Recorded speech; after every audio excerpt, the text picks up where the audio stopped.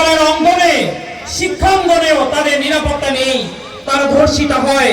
তখন তাদের মিছিল ছিল যে এরপরে কে শিকার হবে। এই ছিল অতীতের যে ফ্যাসিস্ট ছিল তাদের রাষ্ট্র পরিচালনার ফলাফল। এর আগে যারা ছিল তারা বাংলাদেশকে টানা চারবার বিশ্বের মানচিত্রে বাংলাদেশকে দুর্নীতির 1 নম্বর দেশ হিসাবে প্রতিষ্ঠিত করেছিল। বাংলাদেশের সাধারণ মানুষ দুর্নীতিবাজ না, কিন্তু এই ধরনের অযোগ্য সরকারের কারণে পৃথিবীর মানচিত্রে আমাদেরকে এই গ্লানির পরিচয় বহন করতে হয়েছিল। এর আগে যারা ছিল তারাও বাংলাদেশকে দুর্নীতি মুক্ত করতে পারে নাই, বরং তারা সকলেই দুর্নীতির মধ্যে কণ্ঠ নিমজ্জিত ছিল। প্রিয় ভাইরা, এ কারণেই জুলাই অভ্যুত্থানের পরেই বাংলাদেশের তরুণদের মুখের কথা ছিল, ছাত্র যুবকদের মুখের কথা ছিল যে এবার বাংলাদেশের নীতির পরিবর্তন করতে হবে। যেই আহ্বান করেছিলেন ইসলামী আন্দোলন বাংলাদেশের মোহতারাম আমির পীর সাহেব চরমনাই রহমতুল্লাহ আলাইহি, যে শুধু নেতা নয় নীতির পরিবর্তন চাই। জুলাই অভ্যুত্থানের পরে তরুণদের মুখে সেই কথাই ফুটে ওঠে, বাংলাদেশকে বাঁচাতে হলে আমাদের নীতির পরিবর্তন দরকার।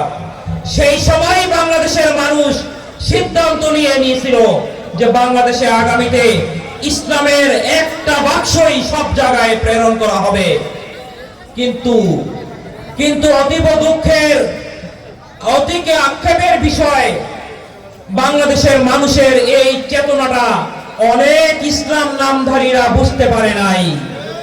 তারা মনে করেছে বাংলাদেশে যে জোয়ার উঠেছে, বাংলাদেশের মানুষকে চলাকলা কিছু বুঝাইয়া তারা ক্ষমতায় চলে যায়, তাদের আগের মতোই বিএনপি আওয়ামী লীগের ধারণার মতোই তারা একটা সরকার প্রতিষ্ঠা করবে।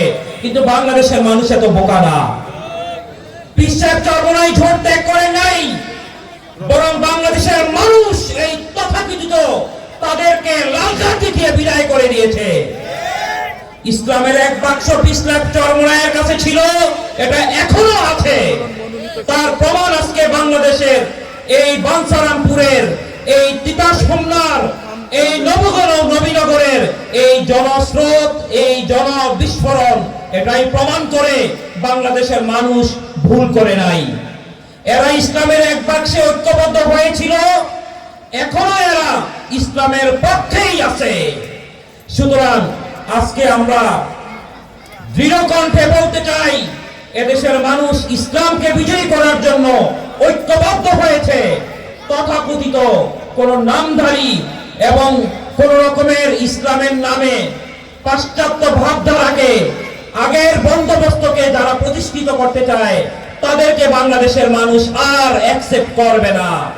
সুতরাং আজকে আসুন আমরা সকলের কাছে এই মেসেজটাই পৌঁছে দেই, যদি ইসলামকে বিজয়ী করা যায় এদেশের মানুষ দুর্নীতি মুক্ত হবে, এদেশের মানুষ নাগরিক সুবিধা ঘরে বসে পাবে, এবং সবচাইতে বড় প্রাপ্তি এদেশের মানুষ পাবে, সেটা হলো আগামীতে আমাদের তরুণ প্রজন্ম যারা এই পরিবর্তনটা চেয়েছিল তারা তাদের মনের মতো পরিবর্তন পাবে, এবং তারা বাংলাদেশকে বিশ্বের মানচিত্রে সম্মানজনক জায়গায় নিয়ে যাবে ইনশাআল্লাহ।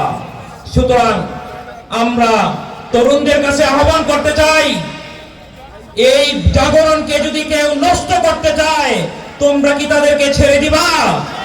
এই জাগরণ যদি কেউ নষ্ট করতে চায় তাদেরকে রুখার শক্তি কি এখন আমাদের আছে?